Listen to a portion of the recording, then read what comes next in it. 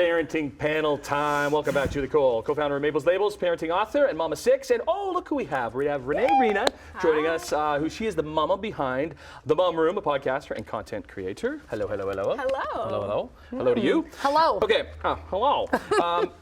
So I know we're looking ahead to Christmas, but we're going to go back for a second to Halloween, because last time you were on, we were talking Halloween and candy and all that stuff. And we air this because we like Jimmy Kimmel. So he does this tradition where parents film their kids after being told that they ate all their candy. Right. Okay. And we have a take on this. We have feelings on this, that we like this, we don't like this. I'm curious to hear yours. Okay. I think I know yours, but do you? You think you know me? Do you? Maybe, but I don't. Maybe I don't. Maybe you surprise me. Okay, well, here you go. Here's my hot take. So this is the 10th anniversary of doing it, and I've cringed for 10 years straight. Okay, that's what I thought. Okay. I just think I could never, ever do that to my kids. To me, it's all about trust. I feel like, why would I say something like that to them and then film their reactions and then put it on national TV?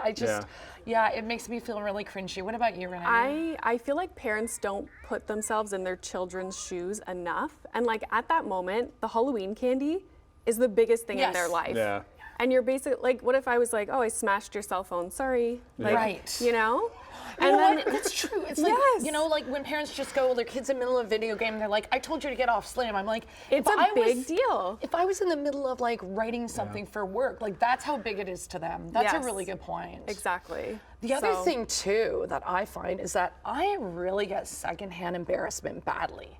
Like, I generally don't like pranks, and you know, even April Fool's Day, we always did this thing at Mabel's Labels where we'd do this joke, and it would be like we invented invisible labels, and then we'd get like a researcher calling asking us how we did it, and I was like, I can't do this. Yeah. I can't do this. What I would say is, because you watch it, and because a lot of the time I'm picking the clips of what ones to show, and I don't really want to show the really bratty ones because they're really, it's bad. I mean, it's almost a good test to see how your kid reacts to something. And when something is taken away from them. I know it isn't great, and I know it is mean to your kids, but there's some kids that are really great about it. That's what I like to show. They're just like, that's okay, Mom. I know. That's okay, Dad. It's not a big deal. It's just a kid. Because not every kid is freaking out and screaming, how dare you do that? What are you talking about? But I think that also says something when the kid is like, it's okay, Mommy. I know you made a mistake. Right. It's still a betrayal. It is, it is. It feels that way. It's like lying. And are they old enough to even understand what's going on, you know? Because a lot of these kids are really young. Yeah. And then what happens later, right? I mean, you know, you're in this space, you have a kid. Yeah. Like this is without their consent, right? Oh yeah, like the putting it on, that's another thing. Like you're like getting a big emotional reaction out of them, filming it and then putting it online. And then you're laughing at their big emotional reaction. So what is that teaching them, right? So we don't like it overall. For us, I like it because sometimes there's good stuff in it that is good and wholesome. So You're I'll such take a that. dad. I know, total dad. Silver lining. 2 minutes. Well, let's go on to the next holiday. Okay, so let's focus on Christmas. And where are we going with Christmas? Like the materialization of Christmas, how our kids are feeling, where we at with them. So I think a big part of doing this holiday stuff is about managing expectations and trying to keep the focus off materialism. Yes. Right? Is that possible? What are you doing Okay, now? so I have been reflecting on how I've been preparing my son for the holidays. How old? He's 4, Okay. and it's been a lot of focus on gifts and what are you gonna get? And now, moving forward, it's gonna be like, you're gonna get to see your baby cousin Poppy. We're gonna get to, maybe we'll do a sleigh ride, because my parents live up north. Yeah.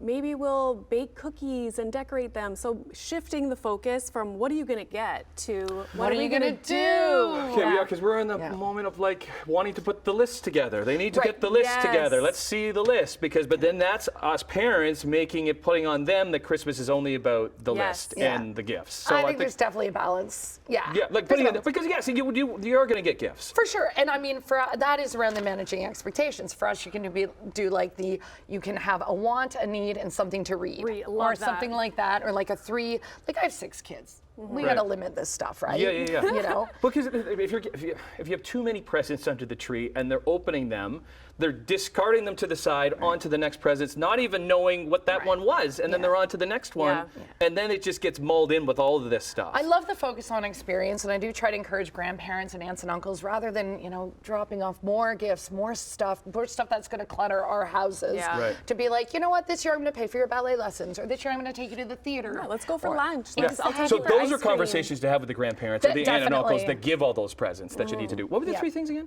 Something you want, something you need, and something to read. Something to read. Okay. Yeah. That's good. Are you? So, the want might be, a handheld game or a Lego set. A need might be, hey, you need a new snowsuit, and then something to read. Hey, it's always good to get a kid a book, right? Renee Renia. Good appearance on the parenting panel. God, Great thank job. Good stuff, you. Okay, we got one more before Christmas or anything? No, Or I'll we see got you last Friday. Are you going to be here? last Friday? Last Friday of December. Last Friday of I'm December. Here with Aaron Pepler. Oh, okay. No, I'm not going to be. Nobody's going to be Merry here. Christmas, Just Happy me. New Year. We're live coming up after that.